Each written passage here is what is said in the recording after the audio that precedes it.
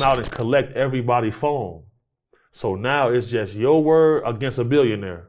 You're going to lose. Read this right there from that young man. Yeah, this is a real issue.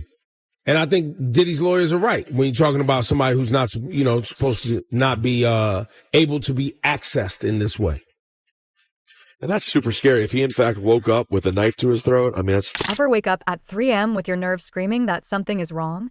That icy sweat crawling along your back? The kind where silence swells as if the air itself froze? Hold on to that sensation. Because this isn't sleep.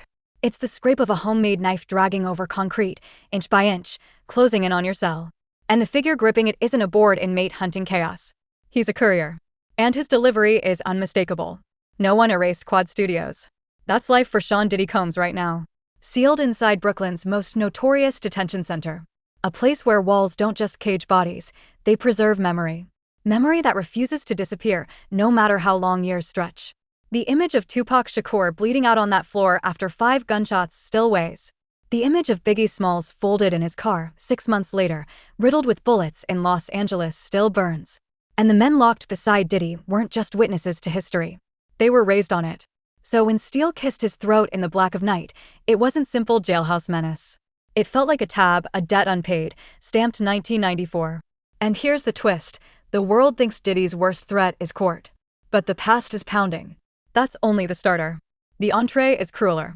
2 murders hip-hop never saw answered. And Brooklyn never forgets. It always comes to collect. Debts echo louder after midnight, when legends rot and ghosts patrol cell blocks, waiting patiently for names to choke on truth, fear, consequence, and the bill finally comes due. We haven't seen the indictments yet. There's been some time lag. I suppose it will take some time to go through all the forensic, That clip 50 Cent quietly blurred out? Yeah, that one. The moment where Diddy looks like he just crossed paths with a ghost isn't some throwaway jail footage. That's the face of a man who understands exactly why steel found its way to his neck. His eyes darting, shoulders rigid, body locked like it's bracing for impact. And that shaky voice, when he allegedly begged to be moved to New Jersey, says more than words ever could. That isn't fear. That's awareness. Because let's not pretend, this is the same Diddy who once owned New York. Private jets on standby, custom everything, moving like the city answered to him. Fast forward to now, and he's waking up on cold metal in an 8x10 box, staring at cinder block, surrounded by men molded by the East Coast, West Coast War. Men who remember exactly what happened at Quad Studios in 1994. Men who, according to Char Lucy Finney, delivered a warning loud and clear. Next time, there won't be mercy. And if that sounds like empty jailhouse noise, you haven't been watching closely, because this was never only about today's charges. The instant that blade kissed his throat, the instant that clip surfaced online, the narrative snapped. This stopped being about indictments. This turned into a fight to stay alive. And on the street, the message is blunt. Brooklyn's inmates aren't just serving time. They're observing, remembering, and closing old accounts. Because inside a place like MDC Brooklyn, a lockup so infamous it's called hell on earth, cash loses its power. This is the same concrete where our Kelly and Ghislaine Maxwell learned status buys nothing. A shiv doesn't land at your neck by coincidence. That's intent. That's judgment. And if you're Diddy, that judgment feels like the end. That footage ended up going to 50 Cent and his production company, and it's kind of the centerpiece. Sold to them. Yes, the centerpiece of the documentary. So watch this particular scene, because this is where a lot of people feel Diddy really screwed over someone that he should be very... Now, let's rewind to that 50 Cent leak, because that's where the story starts splitting at the seams. The video captures Diddy looking like a man who just realized his history isn't chasing him. It's circling him. His posture tells the truth. Chin down, eyes cutting side to side, like someone who knows the countdown hit 0. And the timing is insane, because while the public stayed glued to the trial, to testimony, to whispers about hidden money and offshore escapes, something uglier was forming out of sight. That's where Gone Deal enters. A man who lived inside Diddy's circle for years and dropped accusations that rattled hip-hop to the bone. According to Gone, Diddy wasn't simply nearby the night Tupac Shakur was shot at Quad Studios. He says Diddy was there not to work, not to socialize, but to observe. Sit with that. November 30th, 1994. Tupac arrives at Quad Studios to lay a verse for Little Sean. Instead, he's ambushed, shot 5 times, and left bleeding on the lobby floor. Gone claims Diddy was inside the building, posted in Jimmy Henchman's office when it happened. Shakur allegedly owed money, and Henchman wasn't the type you bargained with. And according to Gone, Diddy didn't move. He didn't flee. He didn't rush off to Biggie's session. He waited. Then the elevator opened. Tupac stepped out, wounded, barely upright. Gene says Diddy's people stood there watching. Tupac locked eyes with them, and in that second, everyone knew what time it was. That was when the war truly ignited. The moment Tupac Shakur chose the East Coast as the enemy. And according to Gone, that was also the instant Diddy's destiny was locked in. How many people he affected negatively, that was his trade-off to gain what he had. His former bodyguard, Gene Deal, said he seen him doing a ritual where they dove. What is that? And I feel like it's being overlooked because they see him doing the dance moves with the baggy clothes. You know, some of the ladies in his videos were trans. Jump ahead to Las Vegas, 1996. Tupac is riding through the city in a white Cadillac after leaving the MGM Grand when gunfire explodes into the night. 6 days later, he's gone, just like that. For years, the case froze in place. No cuffs. No answers. No peace. Until 2023, when Keith D., an alleged Southside Crips figure and alleged shooter, was arrested. And once he opened his mouth, the noise got deafening. Keith D. allegedly claimed Diddy put the call in. Enraged over Tupac's diss records. He allegedly said there was $1 million price on Tupac and Suge Knight's lives. And then it got stranger. According to Street Whispers, Eric Von Zip, another ghost from that era, allegedly waved a check. $1 million. Traceable. Ink leaves trails, and trails don't vanish. As Gone says, street memory doesn't either. Now follow the line, because this is where it sharpens. Diddy is locked down. Keith D. is behind bars. And federal agents are holding files. They have statements. They have a recorded 2008 interview where Keith D. allegedly asked, did he want Suge and Tupac gone? There's also a 2009 police interview where he reportedly echoed the same accusation. Same claim. Same names. Same rhythm. To be precise, authorities have said Diddy has never been formally charged or labeled a suspect. That matters. But on the street, his name keeps resurfacing. Not as documents, but as currency, as motive, as whispers tied to money. And now he's confined in the one environment where the past refuses to stay buried. Where the man in the next cell remembers the diss records, remembers Quad Studios, remembers Vegas. And they aren't just prisoners. They're history breathing. We're in the unit that was one floor above mine. You know, so in terms of like the setting, it's a fairly decent chance that the room I'm describing is similar to where Diddy is. Yeah. And here's the twist that changes everything. Diddy isn't sitting still. He's been fighting to get out aggressively. Reports say he's been in full scramble mode, yanking every lever within reach. One move that stunned insiders was a reported letter sent straight to Donald Trump, asking for a pardon. Trump allegedly shrugged it off, even cracked jokes to reporters. But for Diddy, there was nothing funny about it. When you're staring down years inside a place like MDC Brooklyn, where stabbings happen out in the open, where systems fail daily, where time crawls through darkness, panic sets in. Under that kind of weight, ego evaporates. You try anything that might open a door. That includes liquidating fast. His private jet, once valued near $30 million, suddenly vanished. The same jet he flew everywhere. The same one he flaunted online. Sold, re-registered overseas in San Marino. On paper, it reads like strategy. To others, it looks like a man clearing the board. But here's what most people miss. While headlines paint this as another fallen tycoon saga, the real tension is off-screen. Because MDC Brooklyn isn't just a jail, it's a pressure chamber. And Diddy is dead center. That blade at his neck wasn't random. It was a signal, a reminder that Brooklyn keeps receipts. The men inside have long memories and endless hours. Hours to talk. Hours to connect dots. Hours to decide what they think about the man breathing beside them, and Diddy isn't just another body in a jumpsuit. He's a symbol. And symbols attract focus. He's the man who, according to Kirk Burrow, pushed Biggie to go to Los Angeles even when Biggie resisted. The man who, according to Gene Deal, refused extra security that night. The man who, according to Clark Kent, helped set up that final trip tied to the Peterson Automotive Museum. And when Biggie was gunned down, answers vanished. Only silence followed. The same silence after Tupac Shakur was attacked.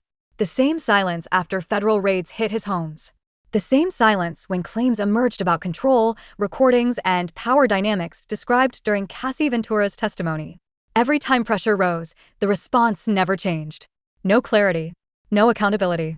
Just quiet. Now that quiet is deafening because MDC Brooklyn isn't merely a jail. It's where reputations, careers, and legacies go to die. Diddy is reportedly housed in special protection. But let's be real, in a place where people are hurt in their own cells, where the government has paid millions over conditions, where blackouts leave inmates trapped in darkness for days, protection doesn't equal safety. And Diddy knows it. That's why he's pushing for relocation. That's why appeals keep coming. And that's why the 50 Cent footage isn't just online noise. It feels like a signal.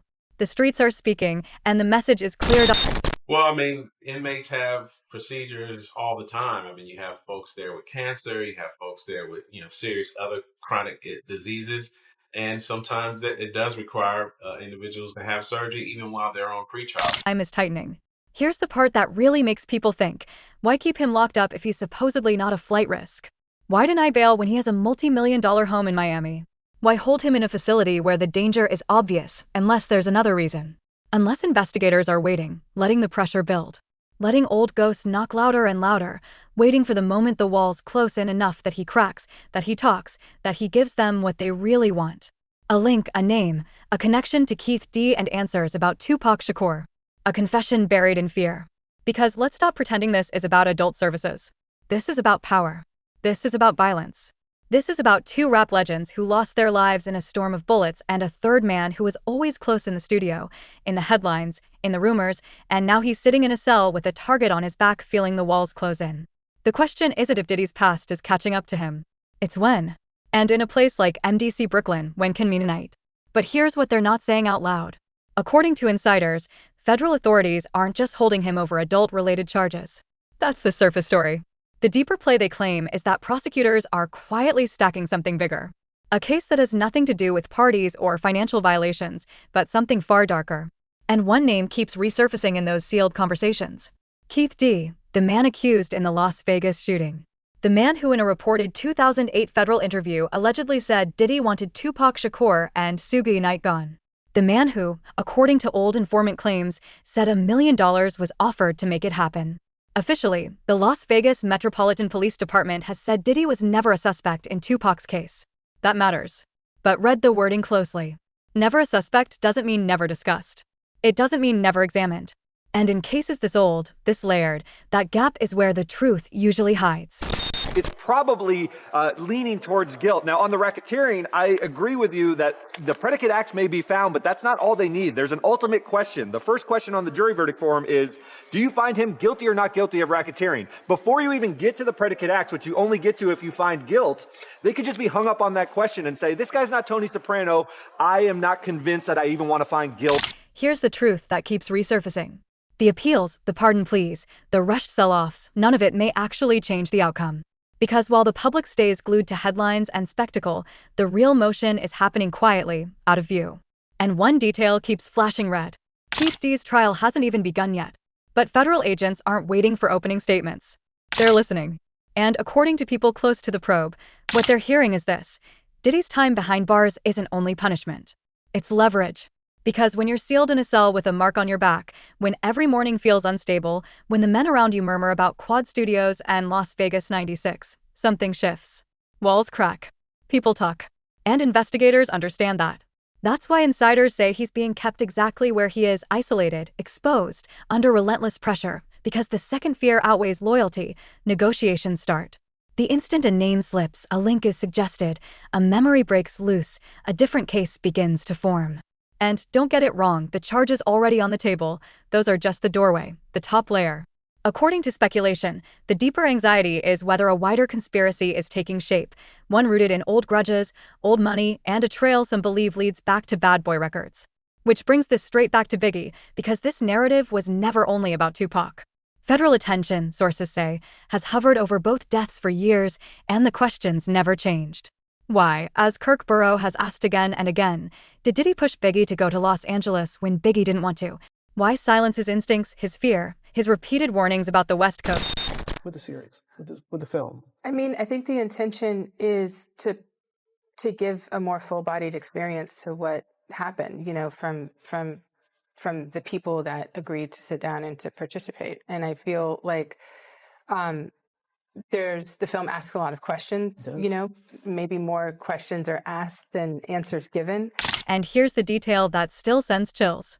According to Gone Deal, Diddy didn't just ignore the warnings. He refused to bring in extra security that night.